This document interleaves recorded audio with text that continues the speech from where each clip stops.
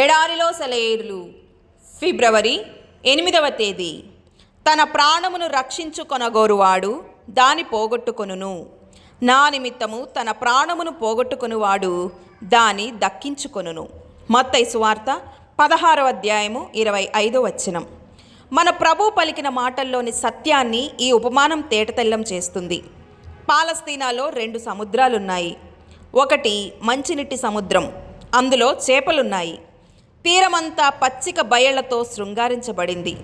చెట్ల కొమ్మలు దానిపైకి వ్యాపించి ఉన్నాయి. దప్పికతో ఉన్న దాని వేళ్లు స్వస్థపరిచే నీటిని తాగుతున్నాయి. చిన్నపిల్లలు సాగర తీరంలో ఆడుకుంటున్నారు. ఆ దృశ్యం ఆయనకు ఎంతో ఇష్టం.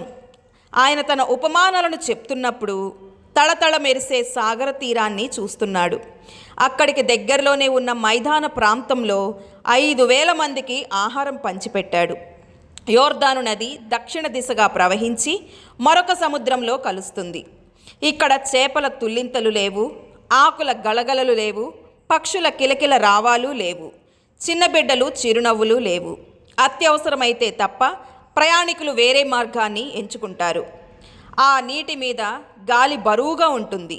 మనుషులు కానీ, పశువులు కానీ, పక్షులు కానీ ఎవ్వరూ ఆ నీళ్లను త్రాగరు. ఈ 2 సముద్రాలలో ఇంత మార్పు ఎలా వచ్చింది? యోర్దాను నది వల్ల మాత్రం కాదు. అది 2 సముద్రాలలోకి ఒకే రకమైన మంచినీటిని చేరుస్తుంది. అవి ఉన్న నేలను బట్టి కాదు, చుట్టూ ఉన్న గ్రామాలను బట్టి కాదు. తేడా ఇదే.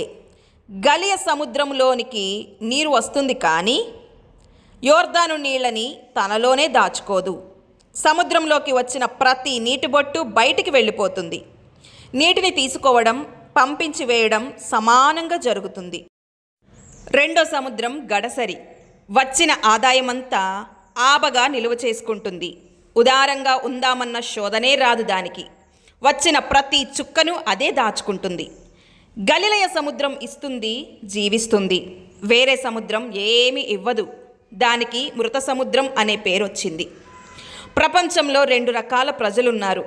పాలస్తీనాలో 2 సముద్రాలున్నాయి. జీవంతో ఉట్టిపడే మనుషులు గలిలియ సముద్రం లాంటివారు. అది ఇస్తుంది, జీవిస్తుంది.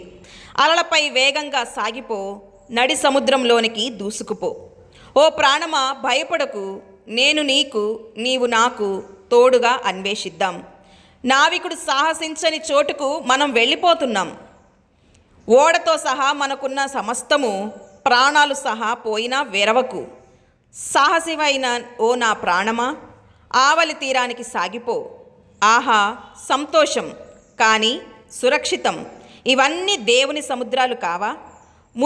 ముందుకు సాగిపో. విశ్వాసం పరీక్షించబడాలి. దేవుడు నిర్మించే ఓడలు సముద్రంలోకి వెళ్ళాయి. దేవుడి మాటలను దీవించునుగాక. ఆమేన్.